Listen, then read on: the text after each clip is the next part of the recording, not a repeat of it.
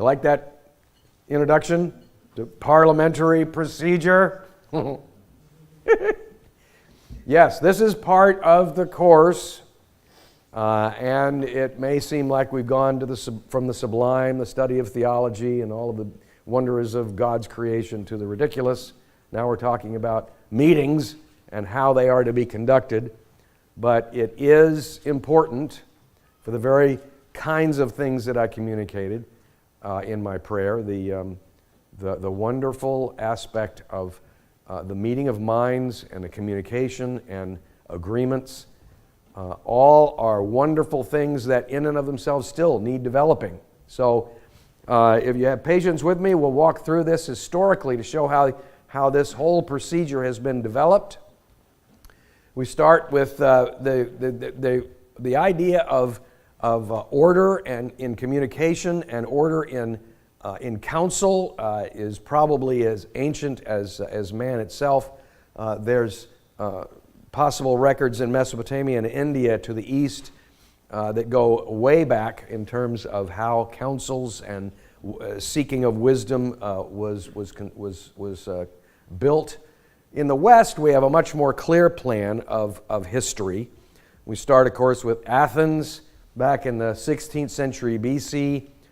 The first awareness or the first exercise of democracy, or so it's claimed, actually was an oligarchy, I think, ruled by the elites. But nonetheless, even though there was a dramatic number of slaves in ancient Athens, nonetheless, democracy has its origin, its birthplace in Athens. And then we much more familiar with the Roman Republic and the Senate that conducted its business and had its order of steps going from one thing to the next until they made a unanimous or a decision that worked for them.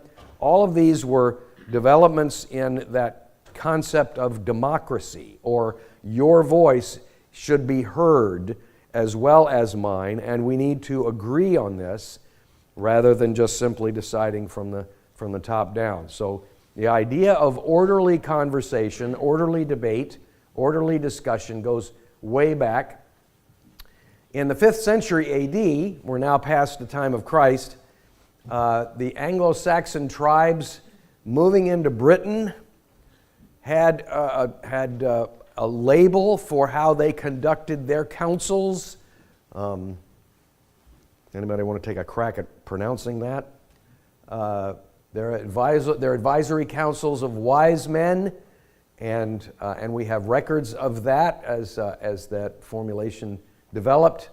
Then in 1066 there were very well-known the great councils of the Normans, and how they made decisions and how they conducted their meetings and all that went on with that. Even the fable or the fiction of King Arthur and his round table is a demonstration of democracy in action. King Arthur supposedly did not want or did not regard his kingship as being one voice, my way or the highway, but he built this round table specifically to encourage the council of his knights and all that went on with that. So that's a demonstration of democracy as well.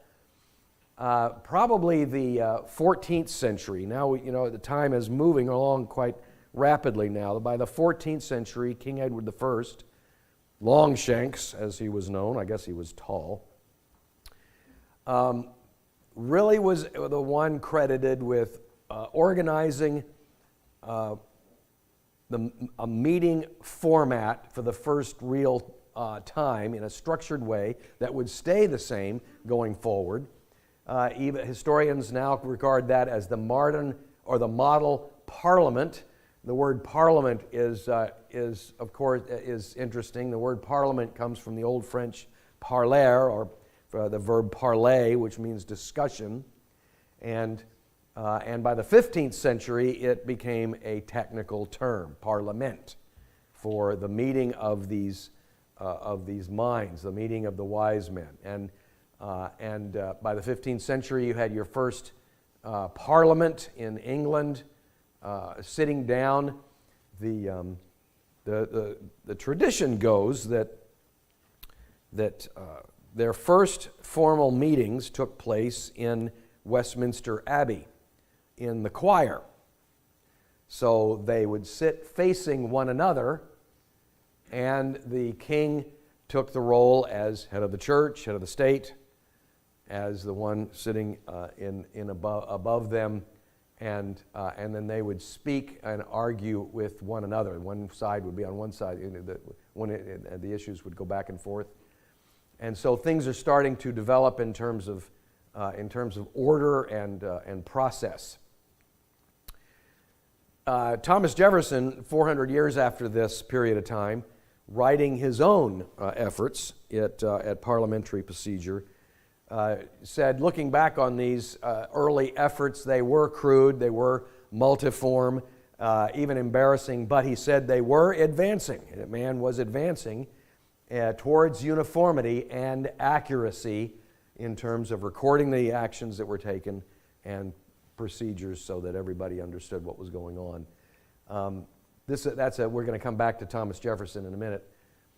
Back in England, 1583, Thomas Smythe writes a book called The Manner of Government and Policy of the Realm of England.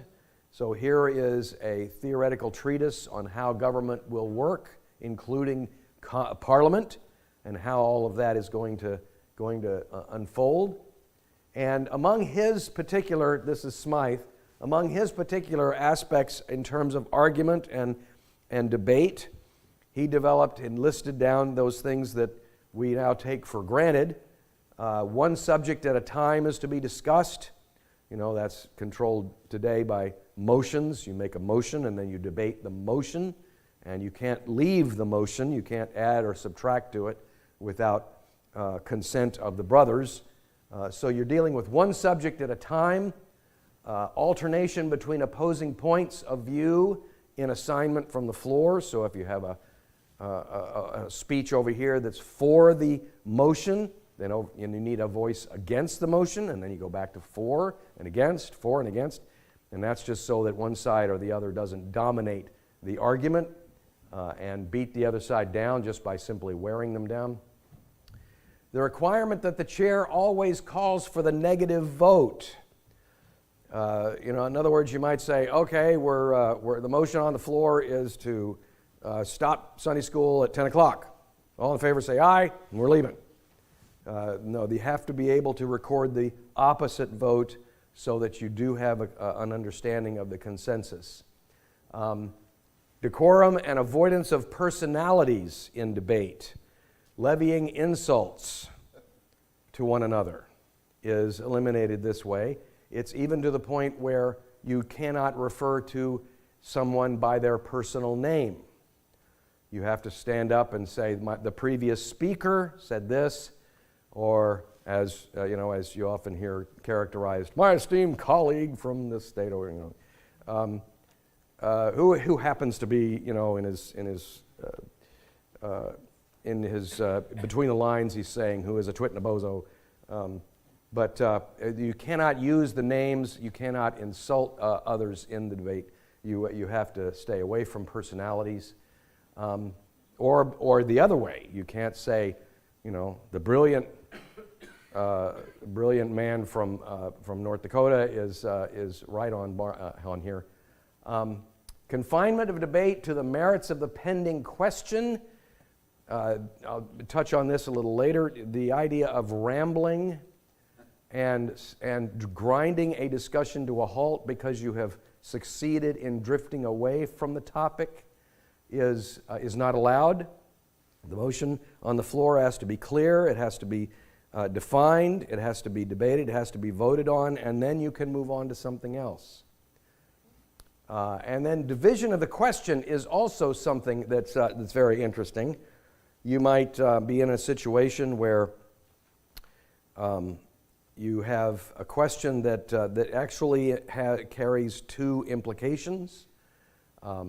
might, say, well, we want to stop and do this. And so someone, there might be parties that want to stop the first action but not do the second, or the opposite of that. And one option you have is that you may put a motion on the floor to divide the question, to stop doing something and then vote on doing the other. So those are some of the primary areas of definition that Mr. Smythe put in and developed, and that was very helpful. By this time, the colonies are starting to exercise their own forms of government, and one of the first and foremost was the state of Virginia. State of Virginia established parliamentary procedures very early in its councils, and it probably was one of the reasons why the state of Virginia accelerated in influence and in authority in all of the colonies, was because they were able to get things done in a principled way, and that moved their actions along. It actually, you might think that parliamentary procedure is something that bogs people down, slows down meetings, and all that kind of stuff. It actually, once it's done right, it actually moves things along, and you can accomplish a great deal of discussion and agreement. Back in England in 1623, the Journal of the House of Commons, now they're divided between House of Commons and House of Lords, and the House of Commons is starting to have records kept of its actions. And so the records became the Journal of the House of Commons, and that was developed.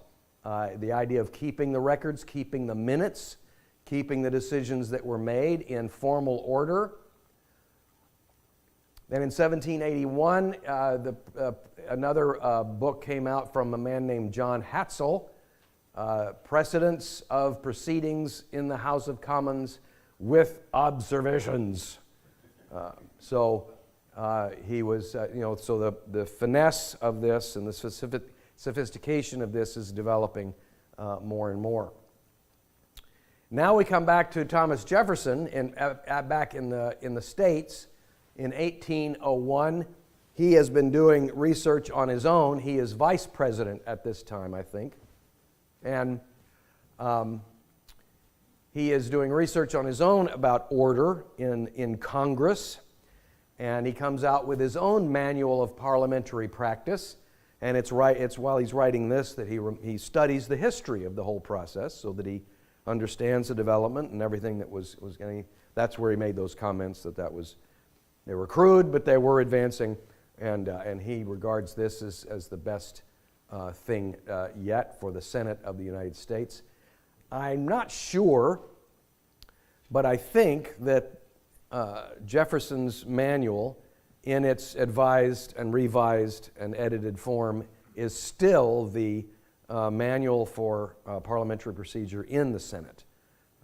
Much more complex than anything else that we have. 1845, a man named Cushing also developed a manual for parliamentary practice. As this gets more and more sophisticated, more and more helpful, his Cushing's manual is a standard volume for the time leading up to the time of the Civil War, and was one that was used as rules of procedure and debate in deliberative assemblies. So finally, we get to Robert. Robert was a soldier in the Army, served, I think, in the Civil War, and by later on in his career, probably about the time he was retiring, he's a brigadier general in the U.S. Army. He is chief of engineers, so he is your epitome of order and precision and exactitude and no nonsense. Perfect guy, right?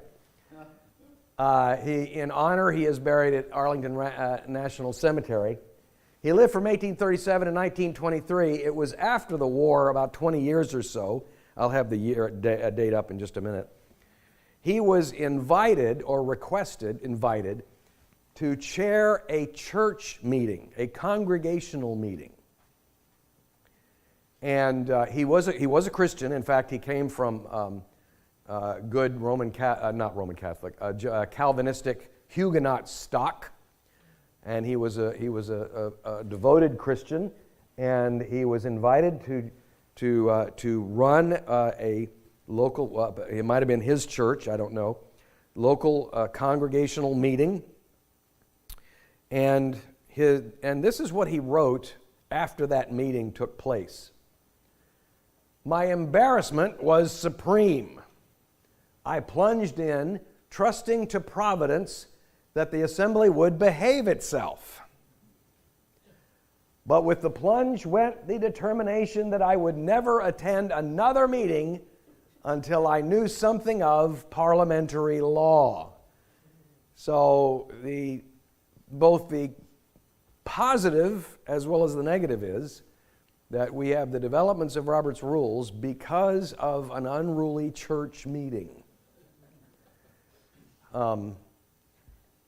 That's one thing, by the way, that I have been very determined, as long as my pastorate here has been going on, not to have, is an unruly church meeting. Because when you have a limitation of rules and structures, even in anticipation of the meetings, it doesn't take long before even Christians will start shouting at each other. And that is a bad witness. It is a bad testimony. And yet, it's used by the Providence for this. And in 1874, he comes out with his Robert's Rules of Order. So there it is. Da-da-da.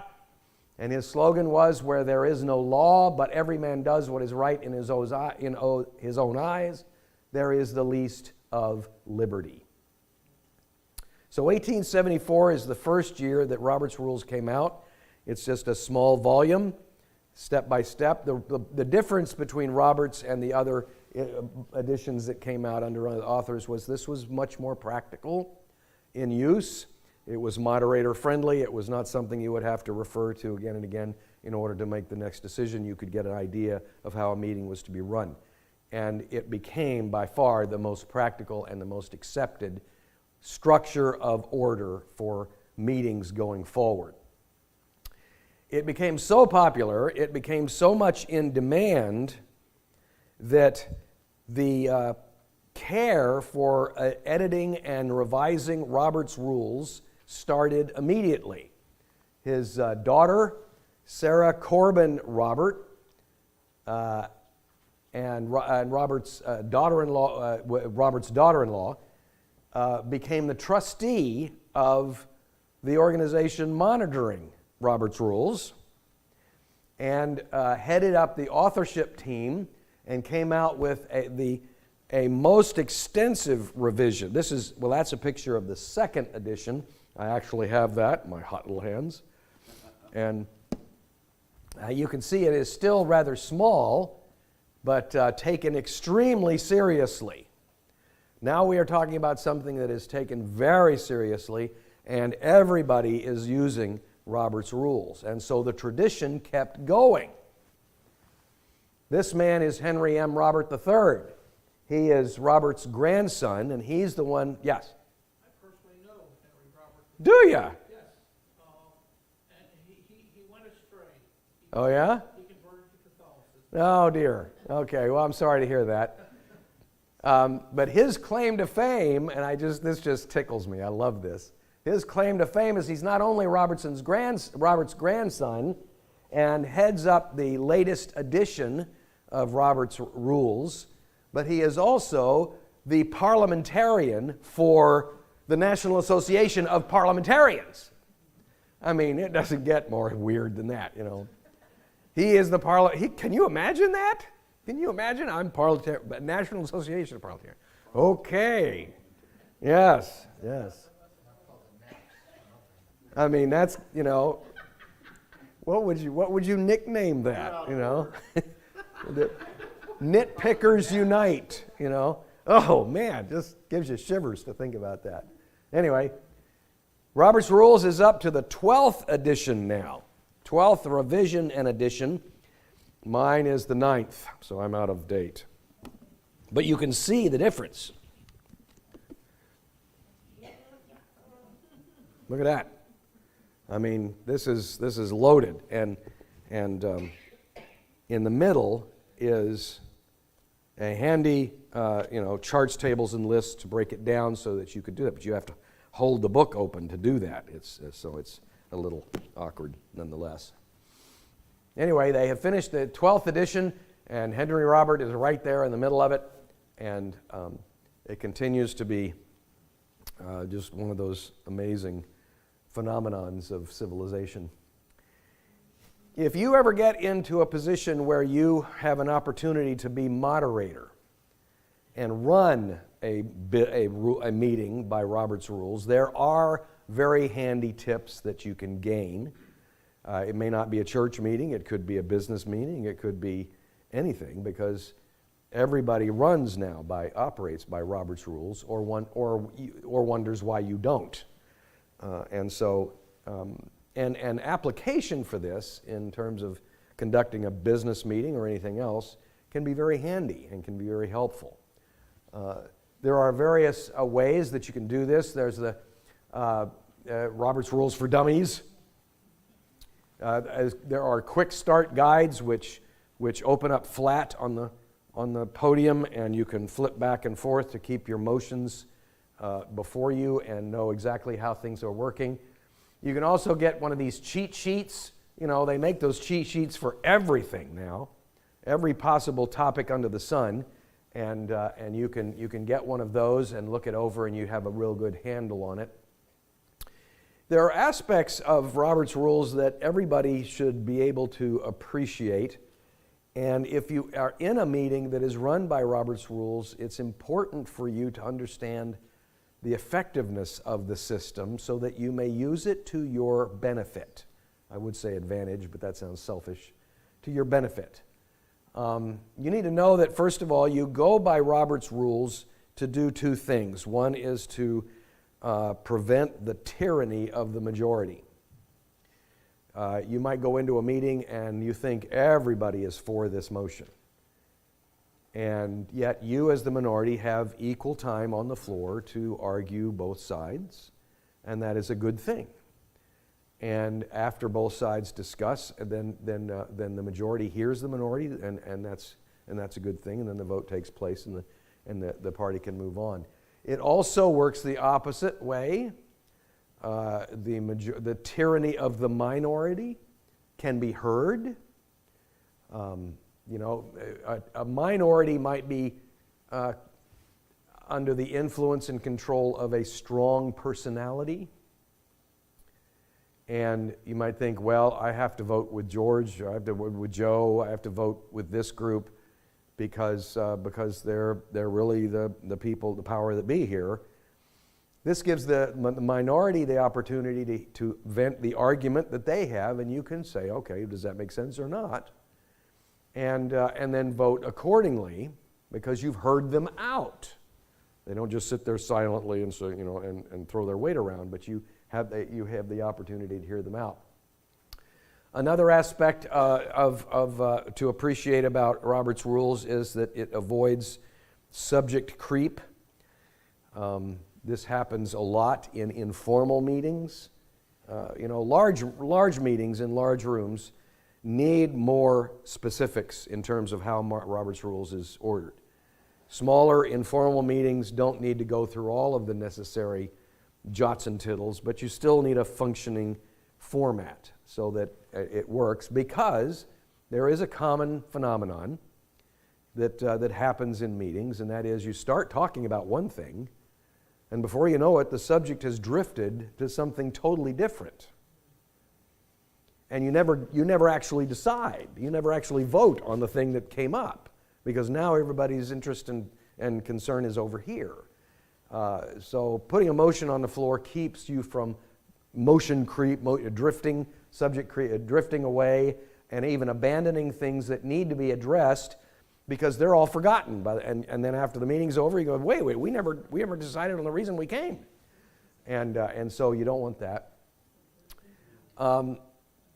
The third aspect to appreciate about about Robert's rules is the significance of your own vote. I used to be very strong on this, saying do not ever abstain in a vote, because an abstaining vote is actually a vote for the minority, not the majority. There is no neutrality, in other words. It's you can abstain if you need to. You can say, I have a conflict of interest, and so I'm going to avoid this. I don't know the subject, and so I'm going to avoid this. But if you're just confused about something, it's very important that you come into the meeting as knowledgeable as you can, and make your voice heard. Make your vote count. It's important to realize that abstinence does not accomplish anything positively or negatively. Tools for effective debate. So now I have talked about moderators. You are now in a meeting that is being run by Robert's Rules, and there are things that you need to keep in mind so that you can, as I said, use the system to your own benefit. First of all, you need to understand how parliamentary procedure works so that you don't get angry, that it's not going your way. You need to be patient. You need to understand how, if somebody puts a motion on the floor, I can amend that motion. I can substitute that motion. There are things that I can do to influence the side I want. There are things that I can put up myself. There are ways in which to engineer the debate and have it go the way I would like it to. There are steps that allow for that. It's important that when you go into a debate, you know what you're really after. You know what your real priorities are. You might, for instance, go in saying, "Well, I just want to support Joe. I don't care about the issues. I'm just on Joe's side," and you might wind up actually voting opposite that by the time it's all said and done. You really need to understand what it is you want in a meeting, so that if the vote comes up and you would like to change it or you want to argue against it, you're doing so clearly. You're doing so in a way that everybody understands. You want to know for sure your opponent's view. What is your opponent really after? You can expect your opponent in many cases to disguise their priorities. They might say, "Well, I prefer this," but what they aren't saying is, "I want this because this will come as an inevitable action." And so it's important you try to understand where the other side is coming from and what they really want, so that maybe some agreeable kind of solution somewhere else can be brought up. And you should also be prepared to abide by the decision of the body. This I have learned the hard way myself many times. Go into a meeting prayerfully saying, "Whatever my God ordains is right." I'm not going to, don't go into a meeting saying, "If it doesn't go my way, I'm never going to talk to that guy again. If the vote goes the opposite direction, I'm leaving the church." If that's your attitude, don't go to the meeting. You should go into a meeting saying, "I'm going to abide, I'm going to speak my voice, I'm going to use the system, but I'm going to rely on God's providence to help direct us in the way that we should go, and I'm going to not let this personally divide me, personally anger me. We're going to move forward and be done with it." So those are all tools for effective debate. There are limits to parliamentary procedure. You need to understand that too. It can be used by the few, including the moderator, which is another reason why the moderator must be committed to neutrality, to manipulate and control the larger body prejudicially. If the moderator is someone who is known to be on one side, he can manipulate the way the meeting goes, and that would be unfortunate, because that would rile and rancor many people. If he was blunt about it, if he's sophisticated about it, you won't know. But a moderator needs to be committed to letting both sides be vented, and it can be used by the few if allowed to. This was one of the complaints that we had with PCA General Assemblies is that the moderators were not calling on what we thought were manipulative exercises on the part of one side to get their side voted through. And the moderator should be calling that, should be addressing that, and he wasn't. And that had happened for several years. It can be used positively to keep the body moderate, compassionate, and balanced. That goes along with, being ready to accept whatever decision's made. If one side is heard and then the other side is heard, and you're listening to both, then the arguments are going to stay quiet. You're not going to stand up and just rail at somebody emotionally if you hear what they have to say. And that's, of course, a very important aspect. The bottom line is that the heart is the only thing that controls the mouth. And that's so important in any debate and discussion, but particularly in church meetings or session meetings or presbytery meetings or general assemblies. It's so easy, just like using socialist media today, it's just easy to shoot off your mouth irresponsibly. It's just so easy to be vile towards somebody else personally and to judge them caustically just because it's easy for you to do. And you have to, if a meeting is going to go well, if it's going to go in order, then you have to control your own tongue. That's the place it has to start. Without that, even parliamentary procedure, as complex as it gets, will not keep a meeting under control. And of course, precision should increase with the size of the room. I mentioned that you might have a meeting of 4 or 5, and if that's the case, then you don't need to bring in all of the rules and regulations. You can do so on a much more informal basis, but you keep the basic steps. And the temptation is not to. The temptation is to lay aside the whole, and before you know it, you get into arguments and you get into frustration. Any questions or comments about that? Thought you'd like a break from theology. Yes? Many years ago, when I was asked to be president of WIC, we had training from the president. Mm-hmm. And she mentioned Robert's rules, which scared me to death, that I knew nothing about. But she said, look at it this way. Look at it as the oil that runs a machine. And without the oil, the machine will not run. It'll freeze up. Yeah, And I thought that was such a wise Right. statement. Robert's rules are the oil that lubricates the works and lets the meeting go smoothly. That's very good. I like that. Yeah, Bob. I don't want to bore you with questions about particulars of Robert's rules, but I'm very glad that we don't do proxy votes here. I've been part of organizations where there are proxy votes allowed, in which I won't go into all that. But Yeah. what does Robert's rules say about allowing? The question is proxy and absent. I'll throw in absentee voting as well. When it gets to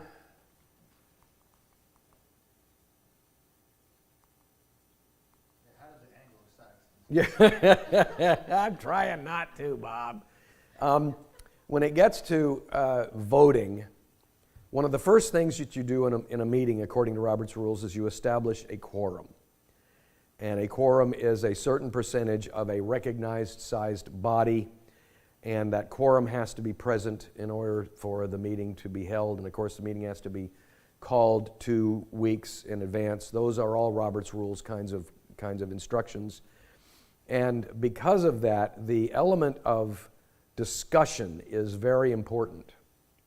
Hearing the other side out before the motion is taken is considered part of the necessity of the meeting. And if you aren't there to hear the other side out, then you have no business voting. And that was one of the issues regarding the PCA thing that I mentioned, is that the debate would go on, and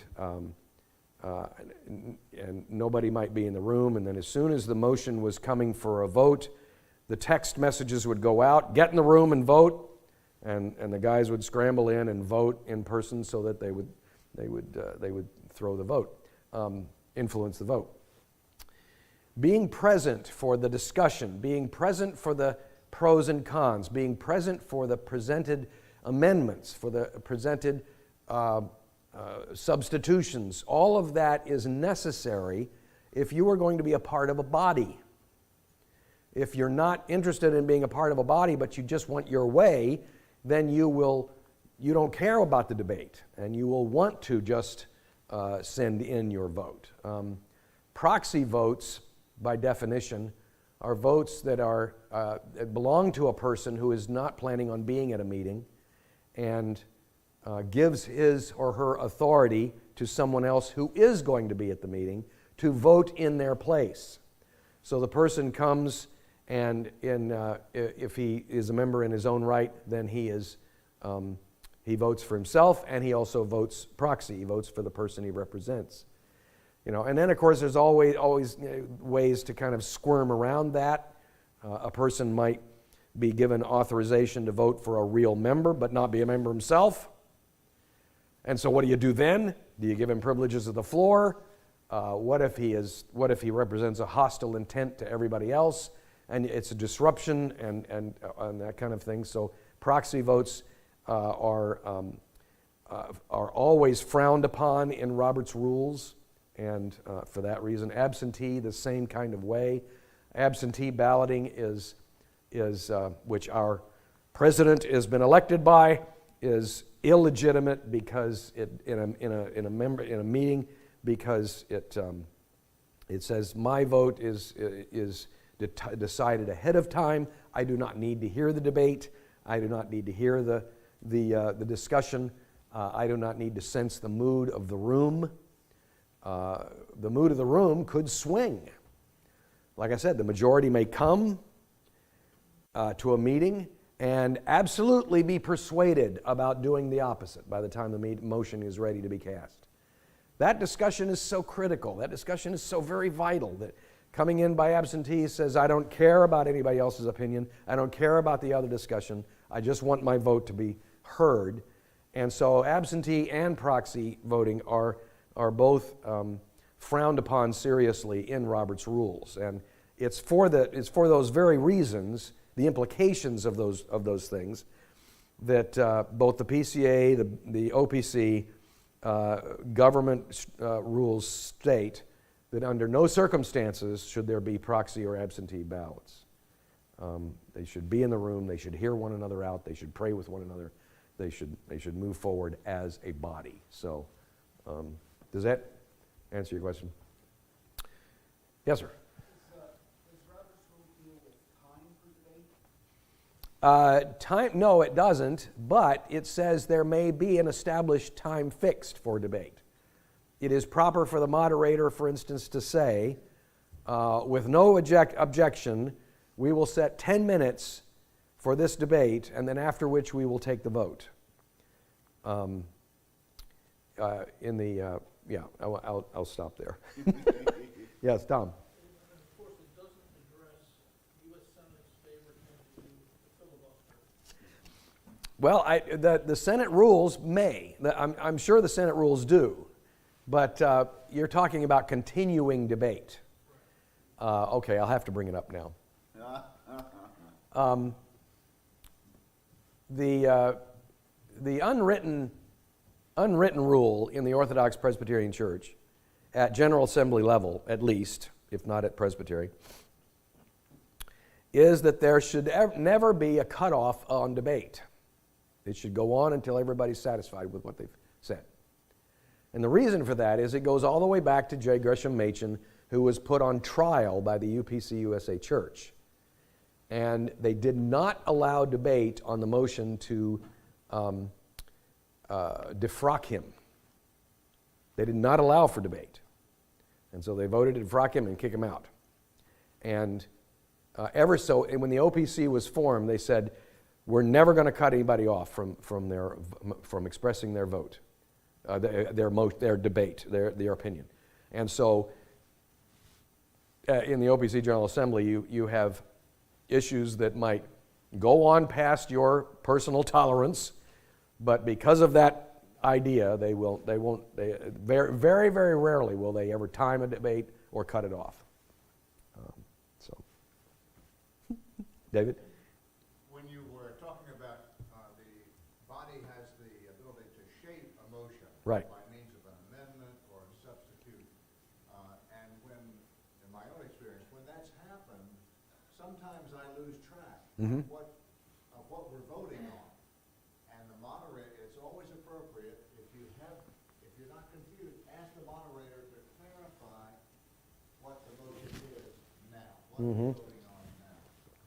And if you will ask that question, others will benefit too, because they may be just as lost as you are. Yeah, that reminds me, just at the last, at this OPC Presbytery meeting we attended a week ago Saturday, or just last Saturday? Week ago Saturday.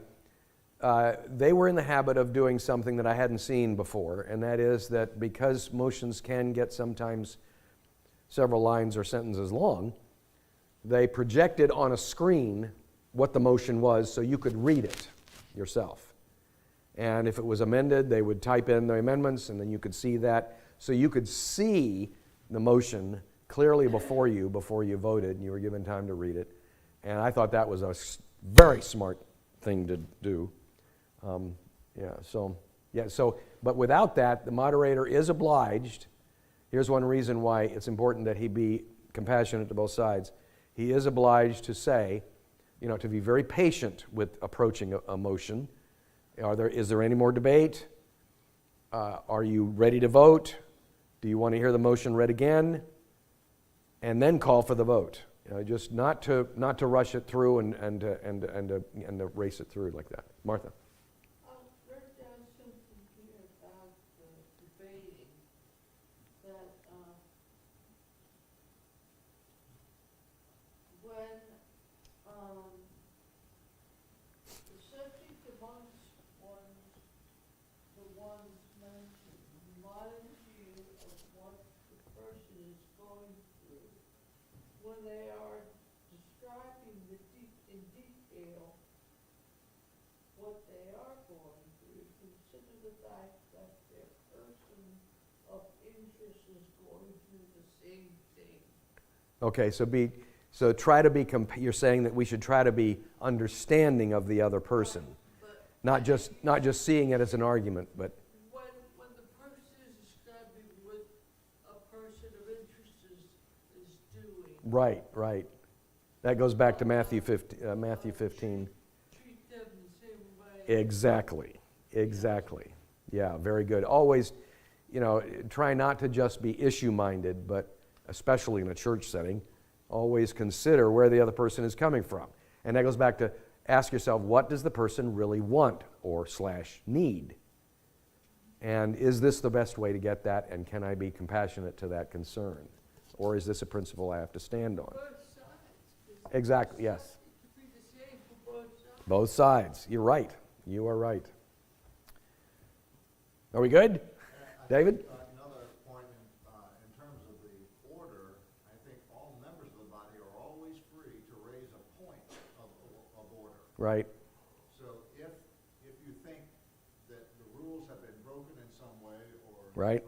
or ignored in some way, then you always have the right to rise and raise a point of order. And then the whole body hears it, the moderator then decides. A point of order is a complaint that one person feels the meeting is not taking place according to the rules, whether it's the quality of a particular speech or the proposed change in a motion or anything else. A point of order is an objection. And when an objection or a point of order is stated, then the moderator has the right to say whether he agrees or not with that point of order and corrects the meeting. If he disagrees and he says, I reject that point of order, then the chair's judgment can be appealed by the body, and they can vote on whether or not they agree with the moderator or they agree with the person raising the objection. Okay? Had enough? Motion to adjourn. Yes.